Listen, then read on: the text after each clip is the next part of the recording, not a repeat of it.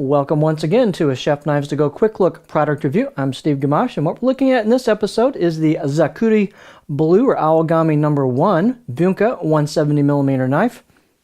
Blue number 1 is a little bit unusual. You see a lot of Awagami Super or Awagami number 2, but they also make a Awagami Blue Paper number 1, which is a high carbon reactive steel from Hitachi. The heat treat on these, I don't really specify, but I'm going to guess it's 60 plus, probably more like 61, maybe 62. That should be the general range.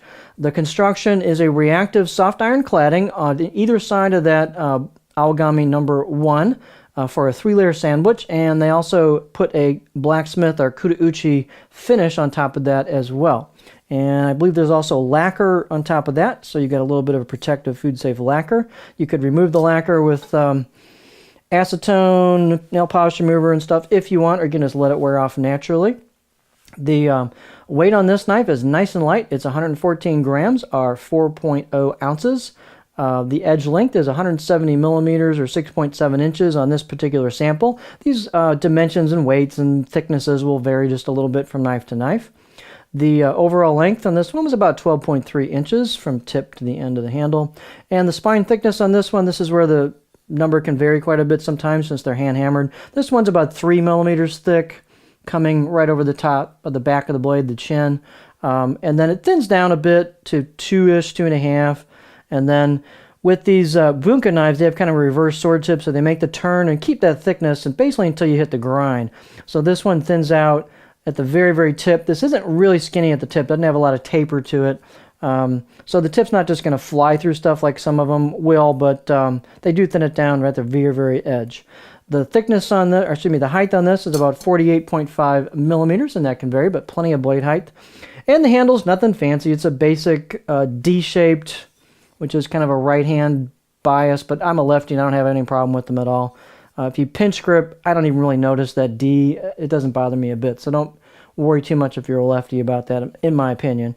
But it's kind of a rosewood-colored handle with a resin or plastic ferrule. There's always a step here between the wood and the ferrule, but just kind of your basic handle. Installs pretty good, but you always have a little gap there a lot of times on these, so you might want to fill that in with some beeswax or some 2-part epoxy or something to keep moisture out of there from rusting the tang. Circumference on this handle is 70 millimeters or 2.75 inches where the wood meets the ferrule, and a little bit thinner than some, but kind of fits the blade pretty well. Gives you lots of board clearance. The neck's fairly thin as well, so look at all the clearance I've got for cutting board. Loads of board clearance here for my knuckles and my fingers.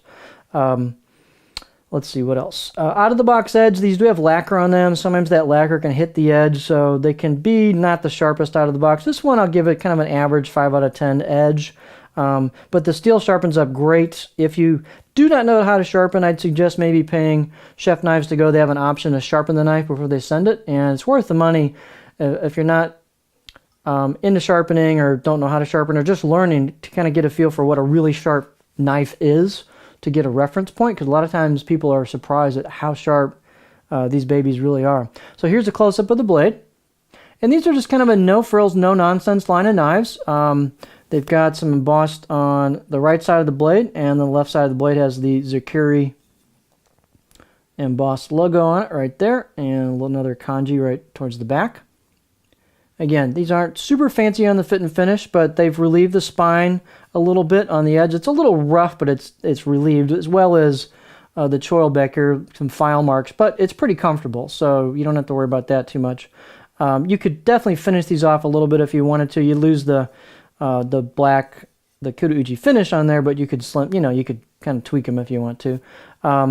They're not ground super skinny at the edge, but thin enough, and they do pretty well. So it's a pretty good performing knife. You got a pretty generous blade road, and then your shoulder from the flat of the blade is just right in here. You can kind of feel it.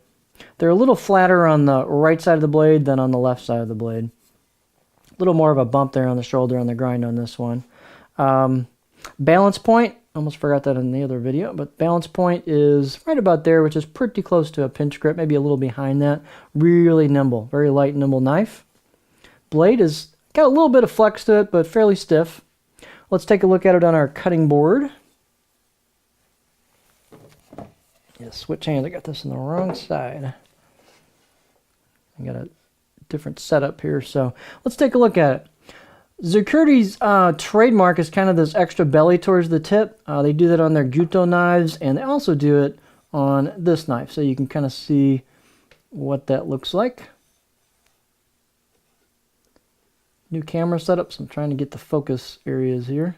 But you can see this one has a fair amount of belly to it. Completely different than the Moritaka I just did the video on.